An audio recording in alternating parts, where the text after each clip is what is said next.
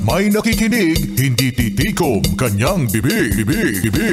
Sa taglay niyang kulit, tsak ika'y mapapaibig. Ang bibi mo at ang bibi ko. I love you! Love you, pare. Bibo!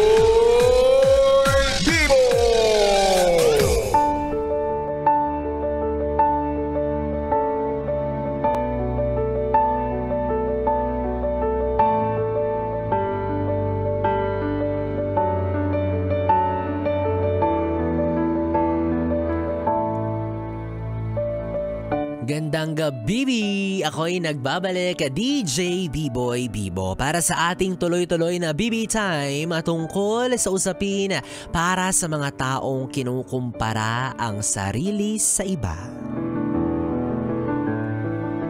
Alam mo, yes friend, ikaw, tama na yan. Huwag kang puro kumpara, dapat ihambing mo rin yung sarili mo sa iba. Kasi kahit papaano, di ba, masasabi natin na isa ka sa mga pinagpala. Hindi ko man alam kung ano yung mga bagay na meron o wala ka, pero for sure, araw-araw may pagkakataon ka pa rin para baguhin yung takbo ng buhay mo. Ikaw mismo ang gagawa ng maganda mong kapalaran. Nasa iyong mga kamay kung paano mo patatakbo ang iyong buhay. Kaya kung gusto mo na tumaas yung kumpiyansa mo, ihambing mo yung sarili mo kay B-Boy Bibo, ganyan.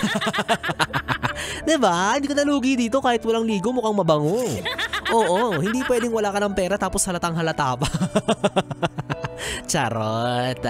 Pero ano mga yes friend, kidding aside, alam ko naman yung pinagdadaanan mo, nagigets kita dyan at super duper valid niyan. Oo, na umaabot ka na sa puntong kine-question mo yung sarili mong abilidad, lahat ng kakayahan mo, dahil lang pakiramdam mo para ka nang napag-iiwanan. No? Pakiramdam mo yung mga kasabayan mo ang layo-layo na, tapos ikaw umuusad din naman pero iika-ika. Kaya parang ang bagal ng proseso, parang ang bagal ng takbo. Alam mo, ito lang yung masasabi ko, no? Every step counts. Yung kahit napakaliit mong hakbang, kahit na hindi nahalata na para bang hindi mo na nararamdaman na umuusad ba ako? Humahakbang ba talaga ako? May ambag yan. Meron niyang pakinabang. Ang mahalaga, umuusad ka. At kapag umuusad ka, kalakip nun yung pag-asa na makarating ka kung saan mo man gustong magpunta. Hindi mo kailangang magmadali dahil lang nauna na sila tapos ikaw nandyan pa. Walang ganon. Hindi basihan ang edad, hindi basihan ang kung ano man, 'di ba, para ikumpara mo ang sarili mo sa iba. May kanya-kanyang daan tayong tinatahak. Yung mga paa natin sa iba-ibang lupa yan nakatapak. Alam ko napapatanong ka na, ano bang purpose ko sa buhay ko na to? Ano bang dapat kong gawin? Ano ba talaga yung kahihinatnan ko balang araw? Ano ba yung naghihintay sa akin sa hinaharap? Alam kong napapatanong ka ng mga ganyang bagay, no? Pero gusto ko lang malaman mo na normal yan. At isa yan sa mga pagdadaanan mo sa buhay na to. At ang gusto ko ay ang maintindihan mo na pagdadaanan mo lang yan at malalagpasan mo rin yan. At gusto ko na hindi ka mawala ng pag-asa. At gusto ko na umusad ka. Na kahit nabibigo ka, magpapatuloy ka. Yun yung gusto ko para sa'yo. Bakit ba puro gusto ko yung nasusunod? At least di ba maganda naman yung gusto ko para sa'yo. Nakabasa ikabubuti mo rin yan. Kasi alam ko, marami sa atin ang pinanghihinaan na ng loob kasi masasabi natin na bakit si ganito, ganyan, yung kaibigan ko, yung kakilala ko, halos kaidaran ko lang naman yan, parehas lang naman kami ng pinagkakakitaan, pero bakit siya ang layo-layo na ng narating niya? Siya yun eh. Hindi naman ikaw yun, magkaiba kayo ng kapalaran. Pero ang pwede mong gawin ay ang magpatuloy hanggat hindi mo naaabot yung mga bagay na gusto mong marating. 'Di ba? Easy ka lang. Sabi nga ng Bini, 'di ba, ang buhay ay hindi karera, kaya okay lang kung medyo mahuhuli ka. Ang mahalaga, alam mong may ginagawa kang paraan, alam mong umuusad ka. 'Di ba? Alam mong nagtatrabaho ka para kumita. At yung kinikita mo ay napupunta sa mga bagay na mahalaga. Kagaya ngayon, 'di ba? Masasabi mo na, magpapasko, wala akong pera. Hello, may naghihintay sa yung 13th month pay. May pag-asa kasi may ginagawa ka, may trabaho ka. Pero kung ikaw yung tipo ng tao na naghihintay ng 13th month pay at bonus pero wala namang trabaho at wala namang ginagawang iba at paraan para umusad siya, patay tayo dyan. Paano na lang, diba? Paano ka magkakabonus niya? Wala ka naman trabaho. Saan manggagaling yun? Diba? So as long as alam mong ginagawan mo ng paraan at nagsusumikap ka, you're good. You're fine. You're doing well. Meron kang milestone. Meron kang stepping stone. Maaaring maliit lang yung hakbang, pero ang mahalaga, nakakaakyat ka. Mas gugustuhin mo ba yung malaking hakbang, yung talon agad? Kasi kung tutuusin, mas mahirap yun. Diba? Yung tatalon at lalagpasan mo yung proseso, mas mahirap yun. At kapag dumating ka na dun sa rurok, sa tuktok, hindi mo masyadong ma-appreciate yung mga bagay na na-achieve mo. Mas maganda na yung pinaghirapan mo to para pag nandun ka na, mas malalasap mo siya, mas ma-appreciate mo siya kasi alam mong pinaghirapan mo yun. Kaya itigil mo na or bawas-bawasan mo na somehow yung pagkakumpara ng sarili mo sa iba. Kasi kung successful sila, maging masaya tayo para sa kanila kasi deserve nila yun, pinaghirapan nila yun. Kagaya mo sila na dumaan din sa phase ng buhay kung saan kine-question na ang sarili kung bakit nandito pa rin ako, and good for them kasi maaga nilang naabot yung mga pangarap nila. At ganon ka rin.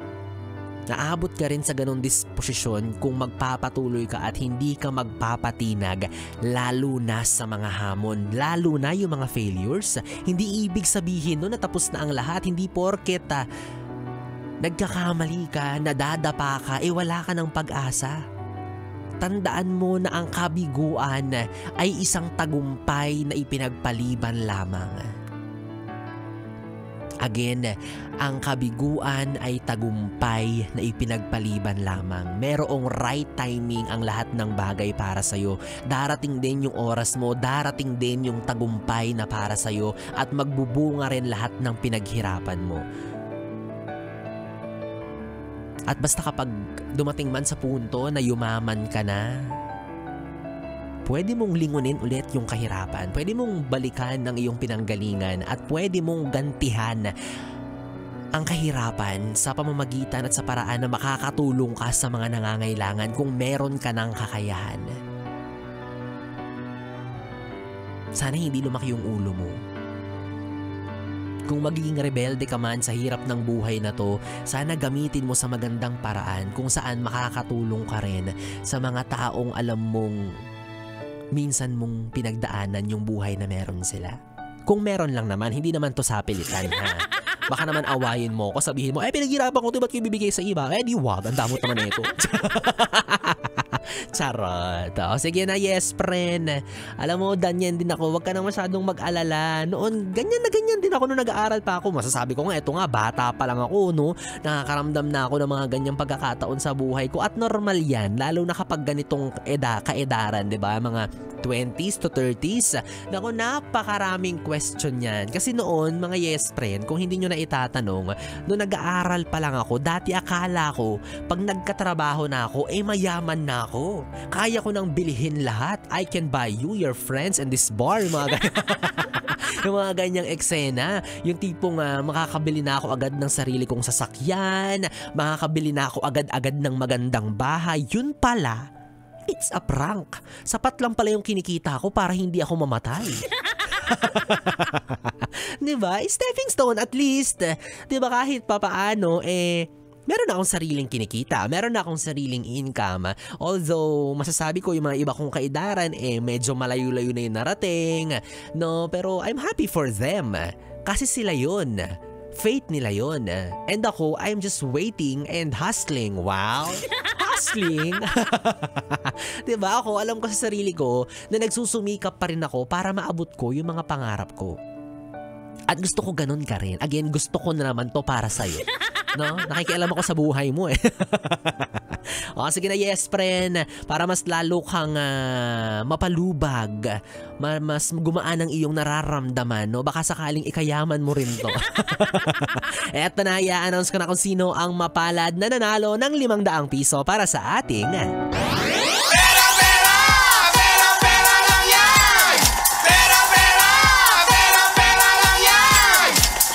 Kaya naman yes friend, ikaw, kung nag-send ka ng iyong banat kay B-Boy Bibo, lakasan mo na ang volume ng radyo mo dahil baka ikaw na ang maswerteng nanalo. Dahil dyan, wag na nating patagalin pa. Congratulations! Ikaw ang pinagpalang nanalo ng 500 piso. Daniel Castel!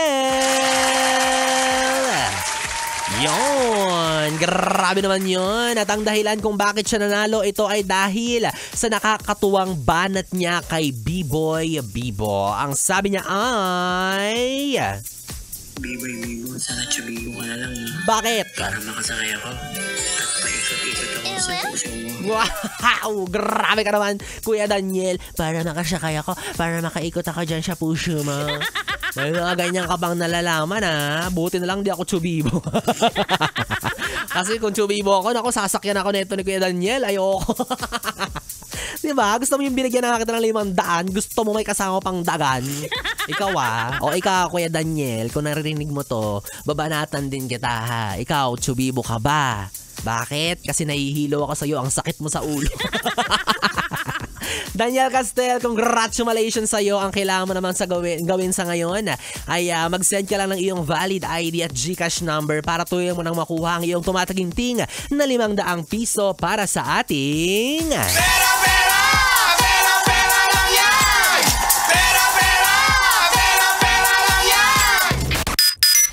Well, anyways mga yes friend, 3 oras na BB time na naman ang ating pinagsamahan. Nakapiling mo ang BB mo sa radyo. DJ B-Boy Bibo, ang DJ na single, ready to mingle. Basta walang label. Magkasama at magkarinigan tayong muli bukas sa parehong oras. Dito pa rin at dito ka lang sa istasyong No Problem. Ang 101.1 Yes FM. Sabay-sabay, solid! Good night, BB. Mwah-mwah.